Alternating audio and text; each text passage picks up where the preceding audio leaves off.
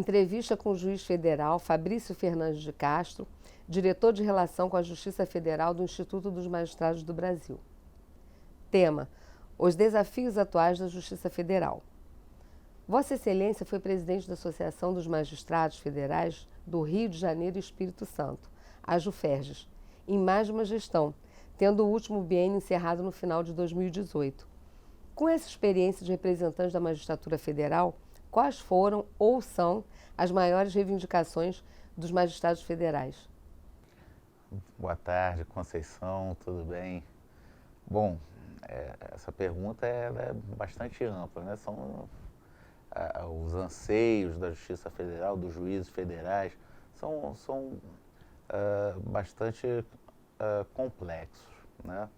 Nós temos uma questão institucional hoje importante, que é a questão da ampliação do Tribunal Regional Federal da 2ª Região, que é um tribunal que conta com apenas 27 desembargadores federais e atende a 2 estados da federação, Rio e Espírito Santo. E não é uma necessidade criada, é uma necessidade real. Nós tivemos uma ampliação do 1º grau da Justiça Federal na primeira década dos anos 2000, já no novo milênio, e uma ampliação muito grande do primeiro grau de jurisdição com a criação de novas varas federais.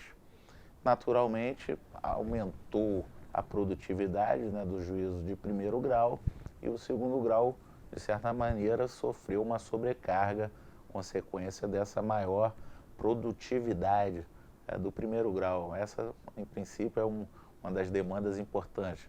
Claro, também a associação busca questões de interesse da categoria dos juízes federais, naturalmente. A questão vencimental é sempre algo que retorna, sobretudo hoje, a insatisfação, podemos dizer, dos juízes federais, se comparado com outras carreiras públicas, como até mesmo a Defensoria Pública, o Ministério Público, todas essas carreiras hoje com uma situação vencimental melhor do que a dos juízes federais.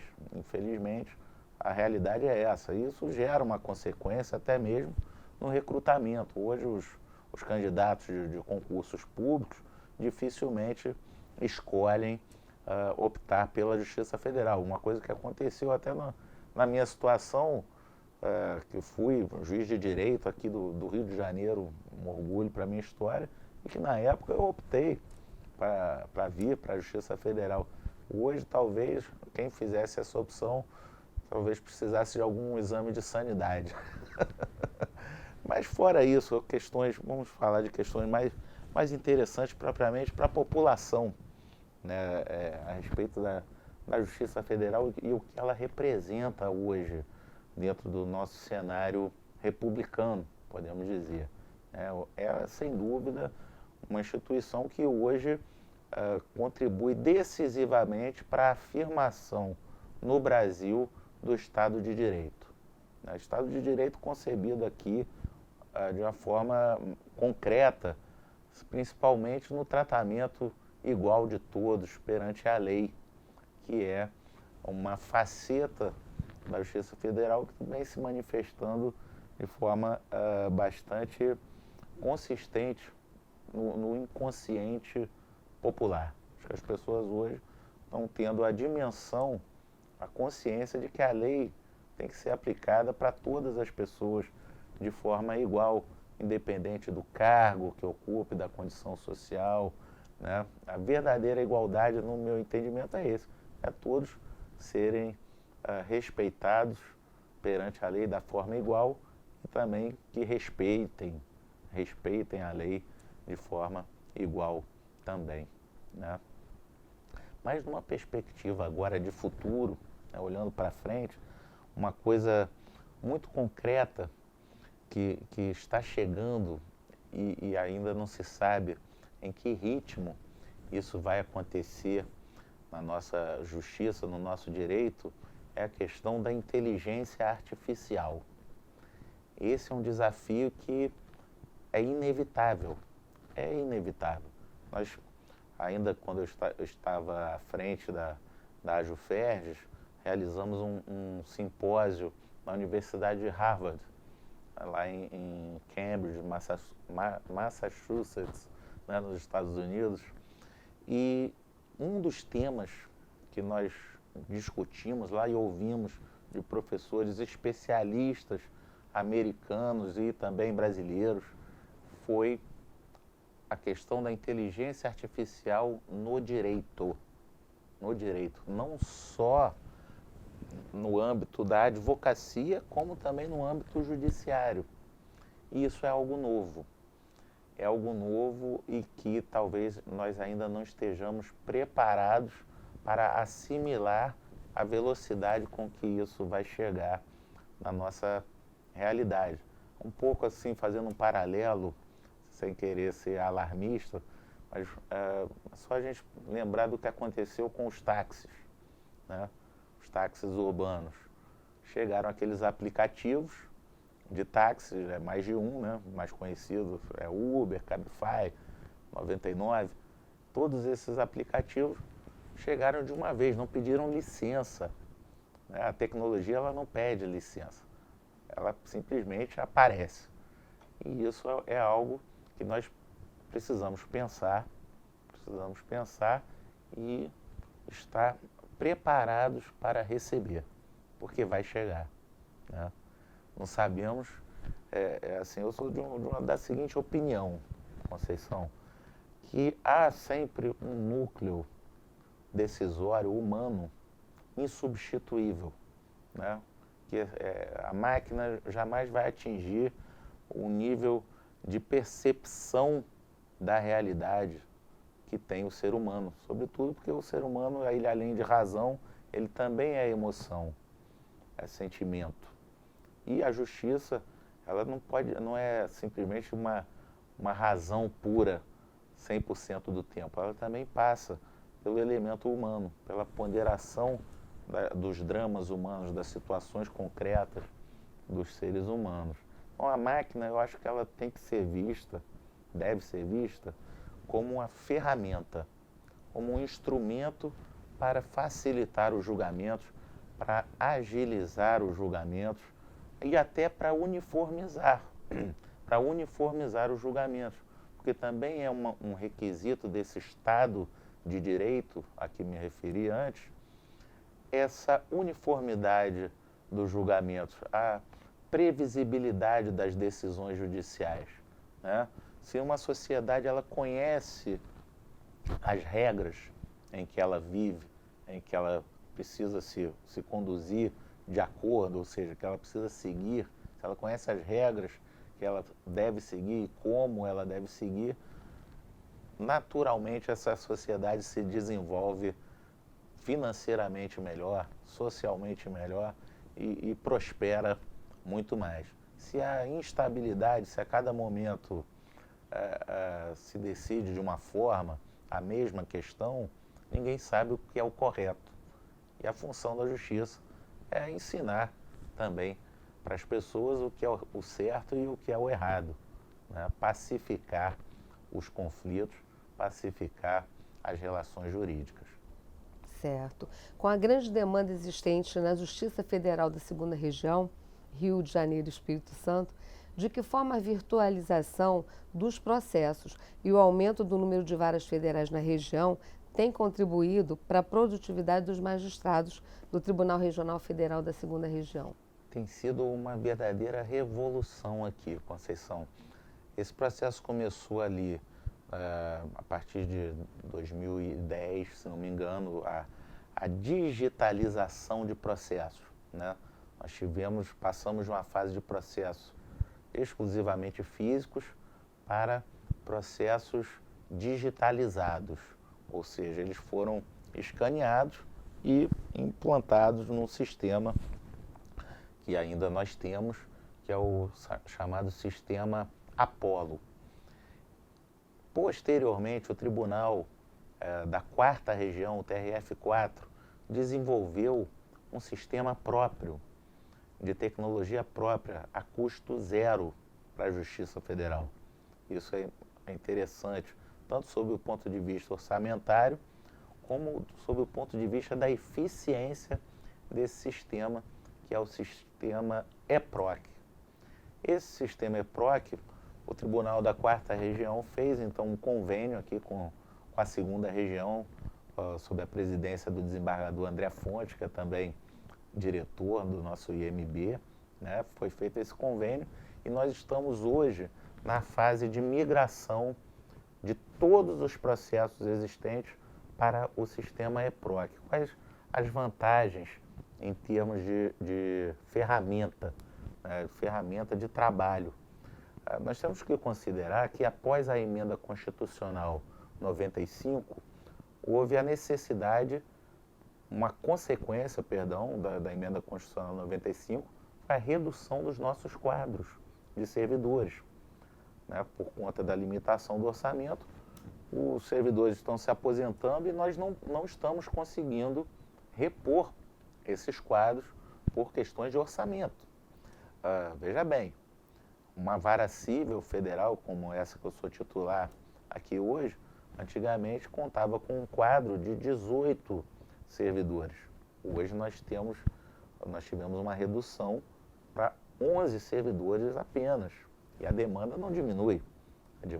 Pelo contrário, aumenta as leis, aumenta as mudanças na Constituição. Consequentemente, como nós tratamos essencialmente de direito público, aumenta as demandas na Justiça Federal. O sistema EPROC, ele de certa maneira, e já aí entrando quase que no ramo da inteligência artificial, ele não chega tanto ainda, mas algumas rotinas administrativas de trabalho já são automaticamente produzidas pelo sistema EPROC. Às vezes até mesmo uma expedição do mandado, o magistrado profere uma decisão e o sistema já sabe automaticamente expedir o mandado correspondente à necessidade daquela decisão, por exemplo. Então, é algo que nós temos ainda que, claro, aperfeiçoar, mas que já vem ajudando bastante. No início, confesso, eu pessoalmente, eu resisti um pouco, eu gostava dos autos físicos, de olhar os documentos, olhar as páginas do processo, mas é inevitável, como eu falei, e hoje eu já me adaptei, já me ajustei e já até sou entusiasta, né? Outro dia, por exemplo, tive que cumprir uma carta rogatória em que havia 32 páginas de perguntas para 7 testemunhas. Uma carta rogatória proveniente do estado do Texas, nos Estados Unidos, e o STJ concedeu o exequatur e veio para mim. Como fazer isso no nosso modelo antigo? Conceição, imagina o servidor digitando ali, datilografando cada palavra de cada uma dessas testemunhas, 32 páginas de perguntas para 7 testemunhas. Como é que nós fizemos? Utilizamos os recursos da tecnologia. Simplesmente nós registramos em vídeo todas as audiências. Foram 15 horas de audiências, mas que não precisava ficar o servidor, naquele momento, datilografando tudo que era dito pela testemunha. Tudo era registrado em vídeo. E esses arquivos de vídeo já foram lançados no próprio sistema EPROC. Uma vez lançado no sistema EPROC, cumprida a carta rogatória, pude devolver os autos com as homenagens de estilo ao nosso Superior Tribunal de Justiça dentro do prazo, que é importante. Há mecanismos utilizados pelos tribunais superiores para filtrar recursos do Tribunal Regional Federal, como súmula vinculante e repercussão geral. Pode-se dizer que o TRF2 é controlado pelo Supremo Tribunal Federal, Conselho Nacional de Justiça e pelo Conselho da Justiça Federal? Nesse caso, como fica a autonomia dos juízes para proferir as suas decisões? Olha, Conceição, esse tema, eu particularmente tenho uma opinião bastante incisiva, tá?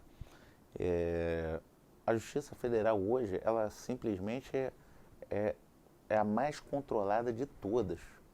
Nós temos o controle administrativo da nossa corregedoria regional, temos o controle da corregedoria do Conselho da Justiça Federal e do Conselho Nacional de Justiça, sem contar o Ministério Público, sem contar a participação da Ordem dos Advogados nos nossos concursos também.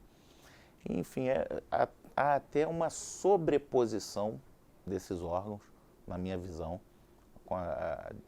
que seria desnecessária, né? Há uma concentração administrativa, especialmente no Conselho da Justiça Federal, que concentra todo o orçamento da Justiça Federal e que vai fazer essa distribuição entre os tribunais. Quer dizer, os tribunais regionais federais, ao contrário dos tribunais de justiça, praticamente não têm autonomia administrativa e financeira.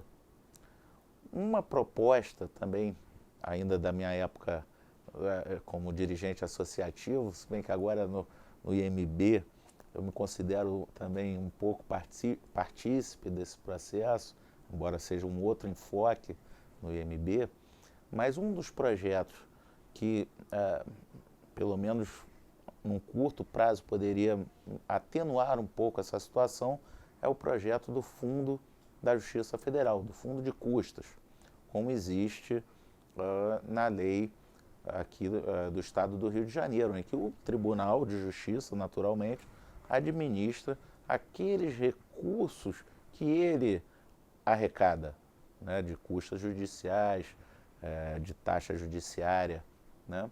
E isso é uma determinação da emenda constitucional número 45, que foi a emenda que criou o Conselho Nacional de Justiça. A meu ver, não deveria nem ter existido essa emenda, mas já que ela existiu, vamos cumpri-la, ao menos na sua íntegra, né? Vamos aprovar a lei que já está no Congresso, o projeto de lei que cria esse fundo de custas da Justiça Federal. Você não pode ter uma justiça, um tribunal de apelação que não tenha autonomia para construir uma sede de uma vara federal numa localidade onde há necessidade, por exemplo, e você está dependendo de um outro órgão central em Brasília para atender uma necessidade que é local. Infelizmente, a nossa estrutura é essa. Isso eu penso que poderia sim ser mudado, seja com a extinção do Conselho da Justiça Federal, com cada tribunal administrando o seu orçamento, ou com a extinção também do Conselho Nacional de Justiça, que, a meu ver, no meu entendimento, não beneficiou em nada os resultados da magistratura e, de certa maneira, também politizou, né? Politizou esse controle que se dizia, se falava em caixa preta do judiciário, quer dizer, expressões pejorativas de força que foram utilizadas na época, mas que visavam a criação desse órgão de controle externo. Mas se nós pegarmos, olharmos a composição desse órgão, qual é a composição dele? São indicados pelo parlamento, indicados pela Ordem dos Advogados, indicados de fora da magistratura. Muitas pessoas ali sequer conhecem a realidade do que é um órgão judiciário de primeiro grau, seja uma vara estadual, seja uma vara federal, uma vara do trabalho, né? Eu vejo dessa forma, mas muito difícil que isso venha a ocorrer, a não ser que haja um despertar para esse ponto, que é a importância da autonomia administrativa do Poder Judiciário, né? No âmbito estadual, o Poder Judiciário são os tribunais de justiça. No âmbito federal, isso fica um pouco confuso, porque os tribunais regionais federais são vinculados a esse órgão central, que é o Conselho da Justiça Federal, e hoje ainda submetidos a esse outro órgão central sobreposto, fazendo a mesma coisa, que é o Conselho Nacional de Justiça. Eu vejo dessa forma. Excelência, em tempos onde o combate à corrupção está em alta, o TRF2 ganhou notoriedade da atuação da Operação Lava Jato no Rio de Janeiro. Essa repercussão nacional e até internacional trouxe que tipos de benefícios ao tribunal?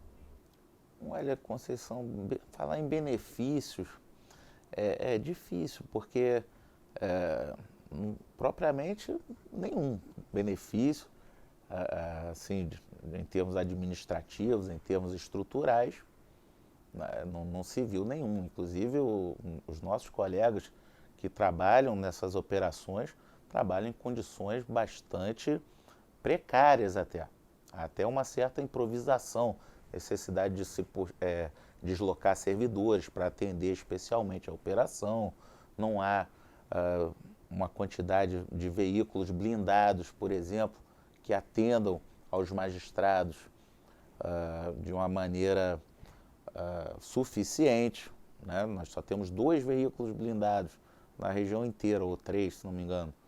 E aí, se tiver mais de 2 juízes ameaçados, e nós temos, como é que faz? Quer dizer, o juiz tem que comprar um veículo blindado com os recursos dele, né? Mas, em termos de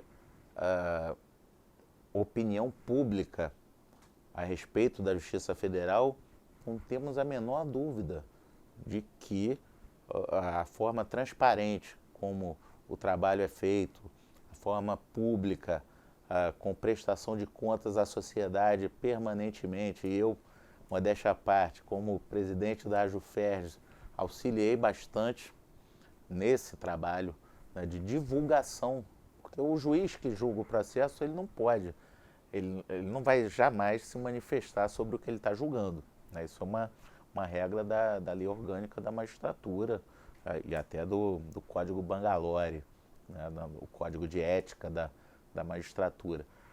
Aí é que entram as associações de magistrados.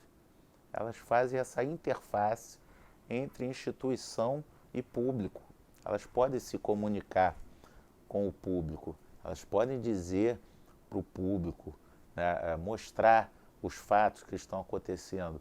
E, sem dúvida, pelo menos na minha percepção de quem conversa com as pessoas, eu gosto de ouvir as pessoas na rua, de conversar com as pessoas, me parece que transmitiu uma imagem muito positiva da nossa Justiça Federal. Mas falar em benefício pelo contrário, né? Nós vemos movimentos, inclusive no Congresso Nacional, de tentativas de aprovação de leis contra a independência da magistratura, como é aí esse projeto de lei de abuso de autoridade. Me parece, na minha opinião, é uma lei, alguns chamam até de retaliação contra a magistratura.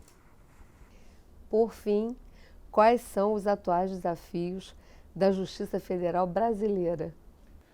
Olha, Conceição, não são poucos, né? Nós vimos aí de um período de uma Constituição nova, de 1988,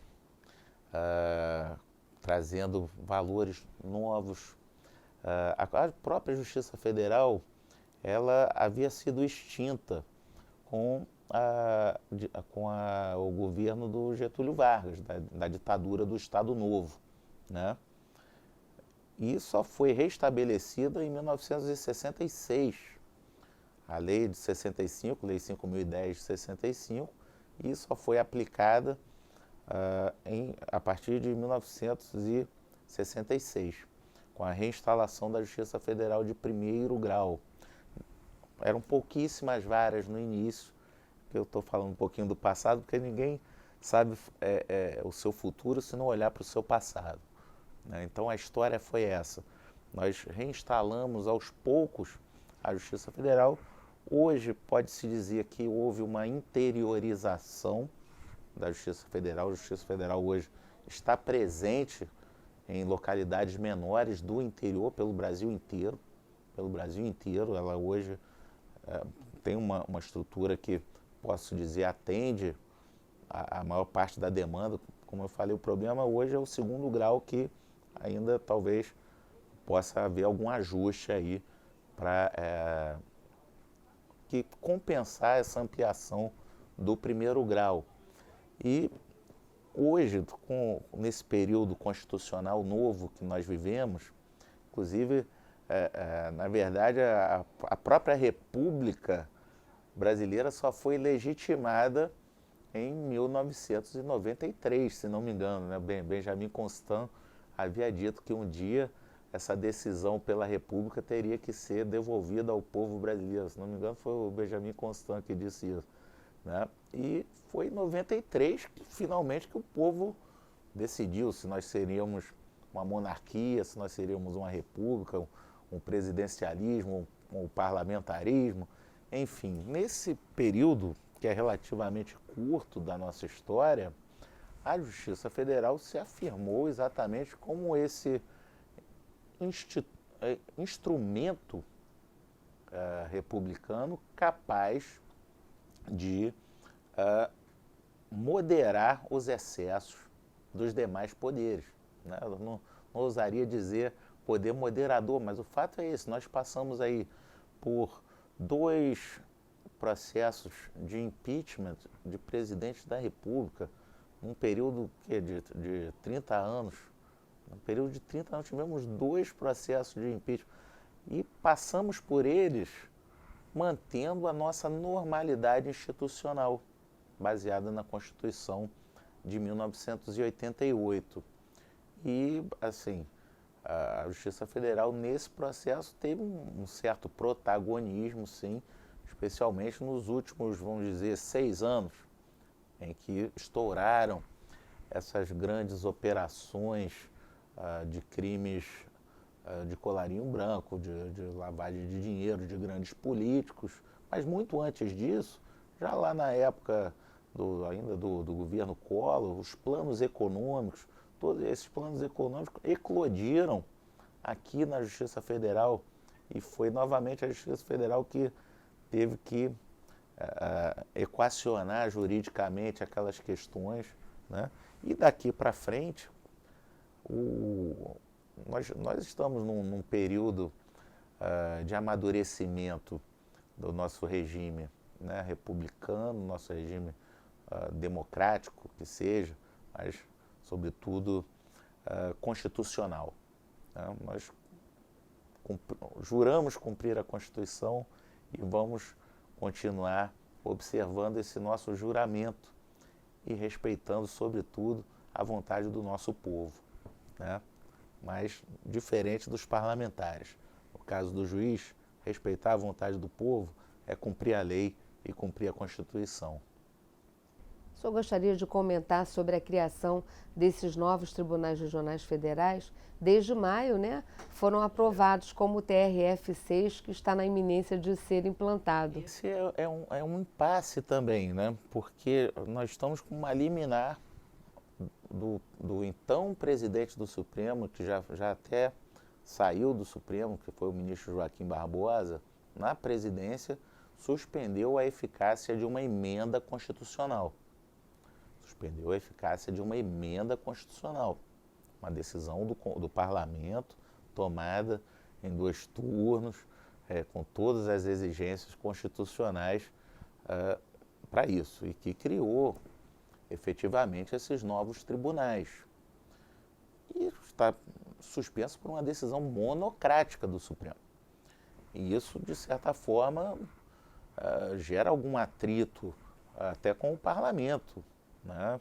Bom, eu não posso, claro, comentar decisões judiciais, mas há uma expectativa grande e uma necessidade grande, sobretudo na primeira região, né? Primeira, a quarta também, porque a primeira região abrange 14 estados da federação, Conceição.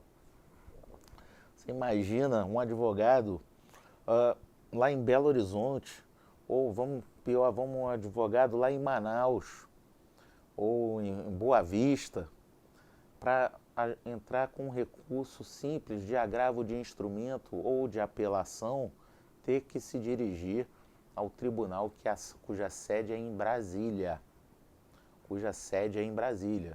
Aqui na nossa segunda região, territorialmente, nós estamos muito bem atendidos. A não ser talvez pela dimensão, poderia o tribunal ter um pequeno ajuste aí para melhor atender a expansão que houve no primeiro grau. Mas esses outros lugares é uma questão até de logística. É quase uma negativa de jurisdição. Porque o processo é eletrônico e ele já vai para Brasília eletronicamente. Tá, mas e o direito do advogado fazer a sua sustentação oral? O direito do advogado ir despachar com o desembargador, né, pessoalmente, falar pessoalmente, está até no estatuto da ordem, né? Vamos ponderar num simples recurso de segundo grau, né? Num simples recurso de segundo grau, que é o rito ordinário, né? O rito ordinário. Não estou falando de recurso especial, extraordinário, que aliás esses eu teria uma crítica também, que no caso brasileiro há um abuso, né? O número de recursos que aqui no Brasil chegam às cortes superiores, né? Hoje temos inclusive duas, Superior Tribunal de Justiça e Supremo Tribunal Federal, né? Centenas de milhares. Se nós olharmos para alguns países mais, vamos dizer, mais avançados nisso, os ministros da Suprema Corte julgam 200 processos por ano, 300, quando muito, mas julgam exclusivamente questões constitucionais na essência do que é a Constituição. Aqui não, aqui é a briga do vizinho, por causa do cachorro que latiu, pode chegar literalmente no nosso Supremo Tribunal. Então, esses tribunais novos seriam realmente muito bem-vindos para atender essa população que está distante da justiça de segundo grau, está distante fisicamente, do Paraná também. Paraná, a quarta região é enorme, é uma parcela importantíssima do Brasil, e a pessoa do Paraná, lá de Curitiba, tem que ir a Porto Alegre, as distâncias são grandes. A gente que é aqui do Rio, às vezes não percebe, porque aqui tudo é perto, o nosso é pertinho. Deles não, deles é longe. Tem que sair de Curitiba para Porto Alegre. Tem que sair de Belo Horizonte para Brasília, de Manaus, de Salvador. Aliás, Salvador, por incrível que pareça, não é vinculado ao tribunal da quinta região, que é o do Nordeste, e sim ao tribunal da primeira região, que é em Brasília. Uma curiosidade histórica. Eu, como baiano, não poderia deixar de registrar. Bem, muito obrigada, então, pela entrevista. O IMB agradece. Eu que agradeço a gentileza, Conceição, estou sempre à disposição.